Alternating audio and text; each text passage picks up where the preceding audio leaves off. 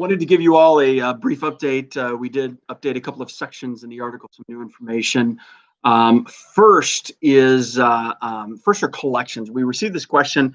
Somebody asked, do we have limitations on what we can do in regards to collections? The short answer is no and yes at the same time, but really no. You're able to bill your patients if they're behind, and you're able to actually even send them to collections. Know that IDFPR has requested of collection agencies that they work with people in right now, especially in their financial conditions. So you're not necessarily legally limited other than what the typical limits are. And we have articles out there right now. You can just jump out to iochiro.org and search collections and see that.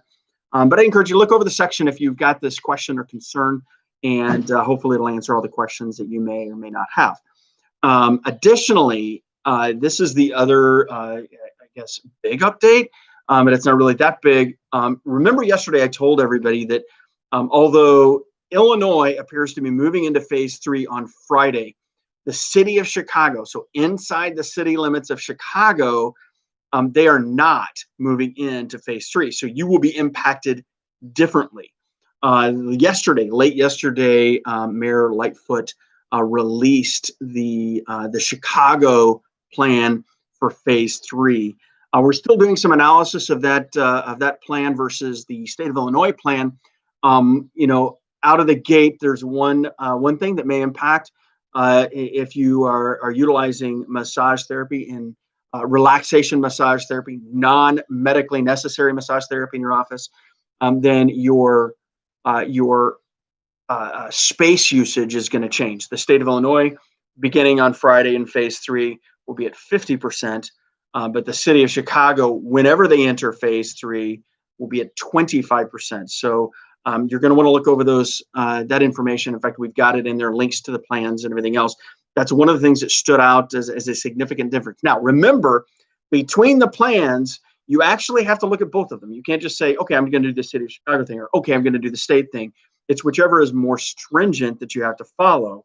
And so that also applies then from a federal level too. So if CDC or whatever else were to put more strict guidelines in place, then you have to follow those. I don't think that will happen, but they could. And the state of Illinois then, and your locality. So you have to look at all three and go with the most stringent, most restrictive. And that's what you'll have to follow. Now, city of Chicago, if your office is inside the city, you're practicing inside the city of Chicago, at the end of the day, we do not know when phase 3 will begin. So the rules that were in place a week ago, the rules that are in place today, they're going to be in place for you even when the rest of the state moves to phase 3 until Chicago moves. As of today, as of the time I'm doing this recording, we're not aware that any announcement has been made as to a date when Chicago will be moving to phase 3. So hold tight. You're going to continue to do the same thing you did throughout the month of May for, following the state guidelines. When it comes into place, take a look at you can go look at the phase 3 for the city of Chicago now. That's a full section. And those links are in there for you. So hopefully that helps you out. And we'll catch you the next day that we have an update. Take care.